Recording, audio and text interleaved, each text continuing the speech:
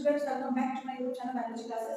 तो देखिए, बच्चे बहुत ज़्यादा कंफ्यूज रहते हैं कि आखिर कौन सा टॉपिक है। देखिए, इतना तो पॉसिबल है नहीं कि आप 10 दिन में 5 दिन में जितने भी समय है उतने में आप पूरी बुक रिवाइज कर लें। ठीक है, तो बच्चे बहुत ज़्यादा कंफ्यूज रहते हैं कि आखिर वो कौन से टॉपिक्स हैं सभी चैप्टर्स के, टोटल 20 चैप्टर में आपके बायोलॉजी में, तो कौन से वो टॉपिक्स हैं जो कि अगर आप पढ़ लेते हैं एग्जाम से पहले तो आपका 100% में से 75 to 80% स्कोर भी कंप्लीट हो जाए, क्योंकि इसी सब टॉपिक से जो है क्वेश्चंस पूछे गए हैं टाइप में। ठीक है, प्रीवियस ईयर क्वेश्चन मैंने एनालाइज किया जिसमें किन्हीं सब टॉपिक के क्वेश्चन पूछे गए हैं। ठीक है, तो देखिए फर्स्ट चैप्टर है sexual reproduction of flowering plant.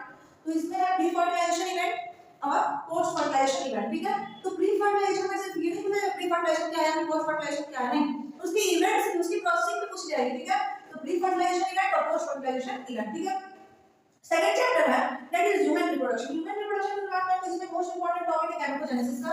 ठीक है, गैमेटोजेनेसिस की टॉपिक एग्जाम में पूछी जाती है, पूरी प्रोसेसिंग इसकी पूछी जाती है। गैमेटोजेनेसिस के दो पार्ट होते हैं, जेनेसिस और स्पर्मेटोजेनेसिस। ठीक है, इन दोनों की पूरी प्रोसेसिंग पूछी जाती है।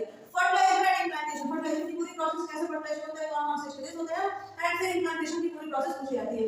अगर हम बात करें रिप्रोडक्टिव हेल्थ चैप्टर की तो इसमें इनफर्टिलिटी पूछी जाती है, इनफर्टिलिटी क्या है, इनफर्टिलिटी को कैसे खत्म करें। ठीक है, कौन-कौन से इसके लिए इलाज बनाए गए हैं। और फिर अगर बात करें बर्थ कंट्रोल की तो बर्थ कंट्रोल प्रोसेस भी पूछी जाती है। ठीक है, principles of inheritance and variation की बात करें तो इसमें inheritance of 2 gene, inheritance of 1 gene और जेनेटिक डिसऑर्डर। जेनेटिक डिसऑर्डर में फेनिलकेटोनुरिया डिजीज के बारे में अक्सर ही पूछा गया है। मैंने ये देखा है कि पीवाईक्यू में फेनिलकेटोनुरिया डिजीज के बारे में बहुत ज्यादा ही पूछा गया है। ठीक है, और तो ये सभी चैप्टर्स के लिए क्लियर हो गया। अब हम बात करें चैप्टर नंबर 5। तो देखिए चैप्टर नंबर 5 में कौन-कौन से इंपॉर्टेंट टॉपिक्स हैं। तो देखिए अगर हम बात करें चैप्टर 5 में, चैप्टर 5 का मॉलिक्यूलर बेसिस ऑफ इनहेरिटेंस, जिसमें कि search of genetic material important topic है। ठीक है, रेप्लिकेशन और DNA fingerprinting most important topics है।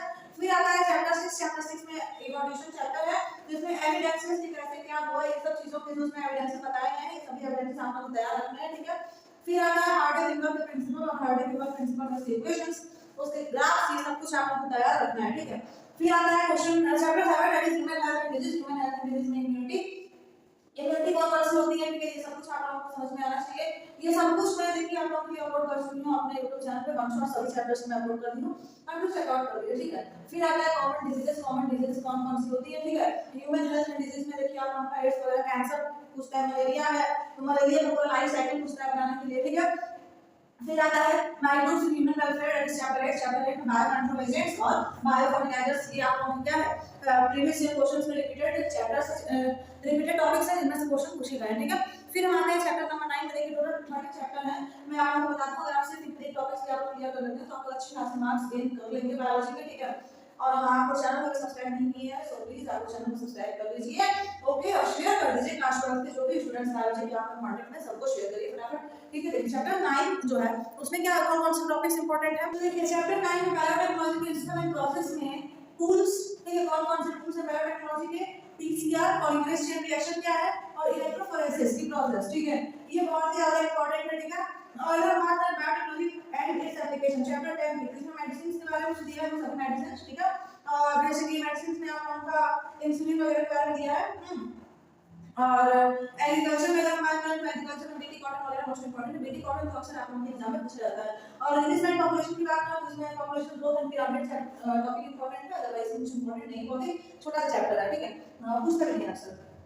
इकोसिस्टम में एक आध क्वेश्चन से सॉल्व रिलीजमेंट पॉपुलेशन शुरू कर देता है, वो भी बाद में एग्जाम के बाद में। ठीक है, और इकोसिस्टम का मतलब इकोलॉजिकल पिरामिड बनाने को दे देता है और डिकम्पोजिशन ऑफ एंड प्रोडक्टिविटी दे देता है। ठीक है, और बायोडायवर्सिटी एंड कंजर्वेशन में बायोडायवर्सिटी एज ए रिलेशनशिप और मेथड ऑफ कंजर्वेशन हो सकता है।